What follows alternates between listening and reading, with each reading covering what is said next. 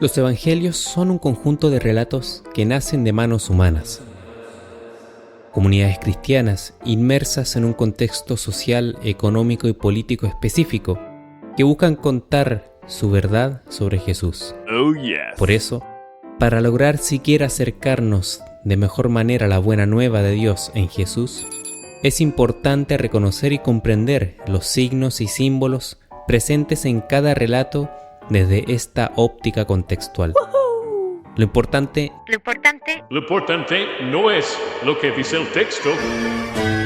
sino la verdad que quiere transmitirnos. Una verdad escrita en una época determinada de la humanidad, pero que la trasciende. Aquí, en Barro Tal Vez, somos buscadores de esa verdad.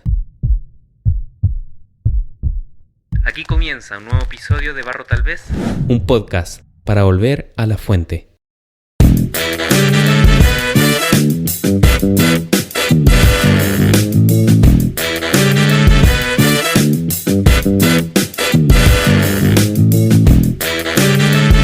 Hola a todas, a todos, bienvenidas y bienvenidos a este cuarto episodio de Barro Tal Vez y también nuestra cuarta semana de Cuaresma, tiempo que nos propone la Iglesia para volver la mirada a Dios. Son 5 los domingos de Cuaresma para este año, no 4, y luego pasaremos como siempre a vivir y conmemorar la Semana Santa. Bueno, sin más preámbulo, pongámonos cómodos y cómodas para escuchar esta buena nueva según San Juan en el capítulo 3, versículos del 14 al 21. El Evangelio dice así.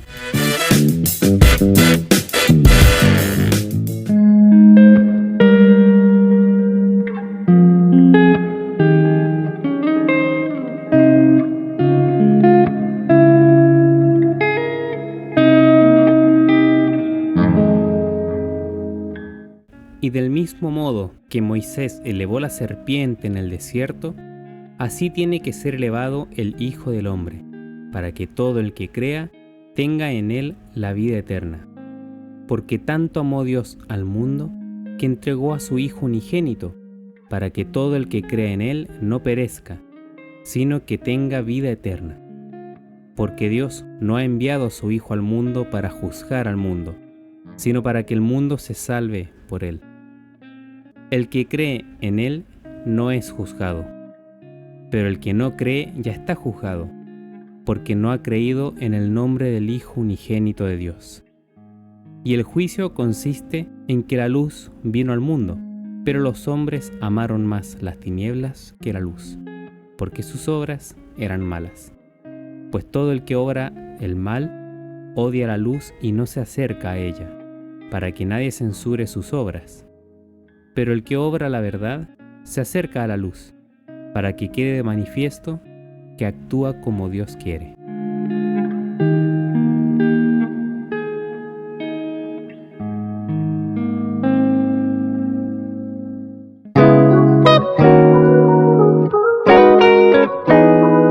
¿Cómo pasa el tiempo que ya estamos entrando en la cuarta semana de Cuaresma? Hoy es un día lluvioso acá desde mi localidad, así que puede que se escuche de fondo algún trueno, algún ruidito. Bueno, nos acompaña la lluvia en este episodio. A veces me genera algo esa rapidez con que pasa el tiempo.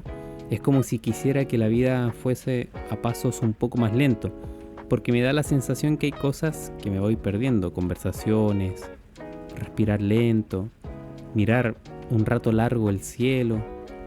El problema es que me doy cuenta tarde, mientras sigo arriba de este carro que a veces va demasiado rápido. Pero bueno, seguimos y feliz de poder estar una semana más, aún la rapidez de estos tiempos, compartiendo con ustedes. No sé si recuerdan, pero la semana pasada estuvimos abordando 2 textos. El que relata los 10 mandamientos, lo que sería para nuestro análisis el evento histórico, entre comillas, como primer rasgo de salvación, y el relato evangélico de Jesús echando a los vendedores del templo, lo que sería el segundo rasgo de salvación en el ejemplo de Jesús. Dijimos que había un punto en común para ambos textos, pueden haber más, obvio, sin dudas, y era que en ambas situaciones ocurría un signo de quiebre.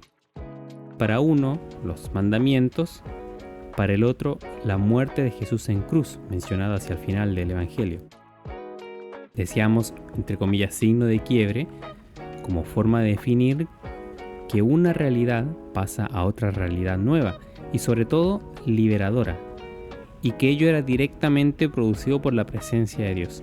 Si para los antiguos la alianza establecida por Dios a través de los mandamientos les permitía pasar de un estado de esclavitud, que tiene como culpables a los egipcios, a un estado de libertad, para los nuevos, por decir de algún modo nuevos entre comillas, la cruz es ese signo que nos hace pasar de la esclavitud del pecado a la libertad de los hijos de Dios.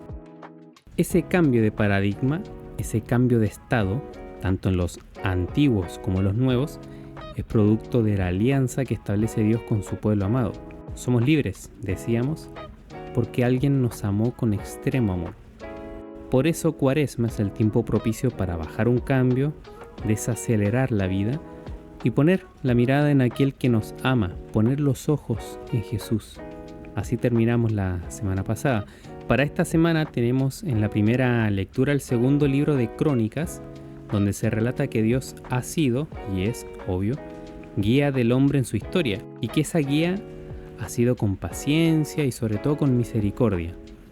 Este texto, que nos trae el evento histórico entre comillas para nuestro análisis, relata la historia sobre cómo Dios, por más que buscaba salvar a su pueblo, ellos preferían seguir las costumbres paganas, concepto que hay que entenderlo en su contexto, claro, y no volver la mirada a Dios. Dios les envía profetas, les envía mensajeros, pero no hay caso. Ustedes pueden leer el texto y yo les menciono una parte, el cual dice, abro comillas, pero ellos se burlaron de los mensajeros de Dios, despreciaron sus palabras y se mofaron de sus profetas. Esto es la primera lectura, que sería el libro segundo de Crónicas, capítulo 36, versículos 14 al 23. Bueno, luego de esta situación, en que se burlan de los mensajeros de Dios, desprecian sus palabras y se mofan de sus profetas, Dios colapsa y envía a destruir todo. Sí, lo sé, es la típica imagen que tenemos del Dios del Antiguo Testamento, pero como siempre hemos dicho en este podcast, no nos quedemos con el Dios de la ira. Recuerden que esto fue escrito por manos humanas para relatar una experiencia desde justamente esa humanidad.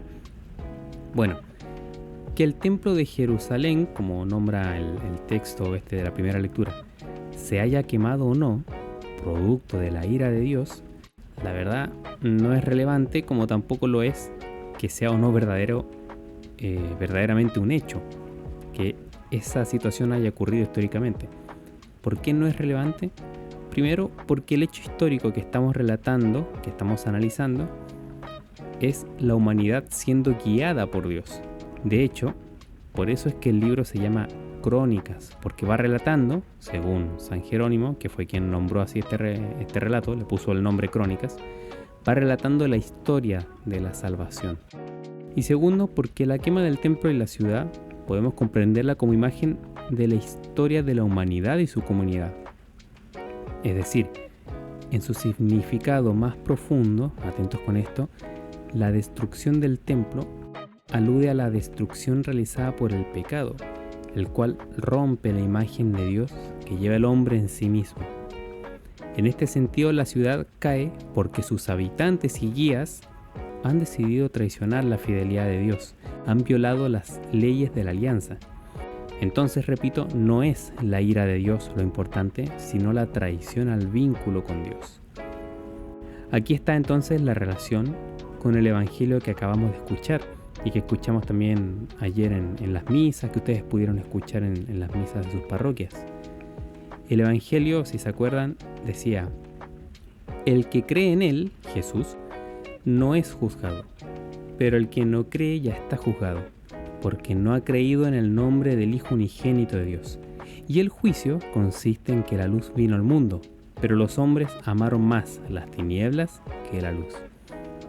En esto que acabo de leer se comprende totalmente lo que veníamos diciendo de la lectura del Antiguo Testamento, y es que finalmente se trata de una cuestión de fe. El que cree en él no es juzgado. La fe es la que sostiene el vínculo entre la humanidad y Dios. Y la carencia de fe es lo que nos lleva, según el Evangelio, a la elección de las tinieblas por sobre la luz. Pero entonces nos podríamos preguntar, si la fe sostiene el vínculo, ¿qué sucede cuando el vínculo se rompe producto del pecado? ¿Se les ocurre qué podría suceder en esos casos? Y sí, es extrañamente obvio, la misericordia de Dios. El texto del Antiguo Testamento prosigue, aunque no lo hayamos leído, pero lo pueden hacer ustedes en su casa o si lo recuerdan del día de ayer en la misa. El hecho no queda solo en la destrucción de la ciudad y el templo. Dios decide reconstruir todo y nuevamente busca la alianza con su pueblo. Solo Dios tiene la capacidad, con ese infinito amor, con infinita misericordia, de reconstruir allí donde el hombre ha destruido y donde el pecado ha querido romper el vínculo. Lo que es destruido por el pecado es reconstruido una y otra vez por el mismo Dios, que no se cansa de buscarnos. Y es que finalmente, como decía el Evangelio, el que obra la verdad se acerca a la luz, para que quede de manifiesto que actúa como Dios quiere. Al cronista no le interesa contarnos la historia en su materialidad, para debatir si sucedió o no lo que se relata. Al cronista le interesa mostrarnos cómo debería haber sido la historia según el proyecto de Dios. Ojalá en estas semanas que nos quedan de Cuaresma podamos hacer o seguir haciendo ese ejercicio, el de poner la misericordia de Dios en el centro, conscientes de todo aquello que elegimos y nos aleja de su plan. Ojalá podamos poner la mirada en Jesús y aprender de su vida, que es puro amor y puro vínculo con Dios Padre. Un abrazo muy grande a todas, a todos, y que sea una gran cuarta semana de Cuaresma para seguir creciendo y abrazando el misterio de amor de Dios en Jesús. Y ya lo saben, nos vemos el próximo lunes en un nuevo episodio de Barro Tal Vez, un podcast para volver a la fuente. Chao.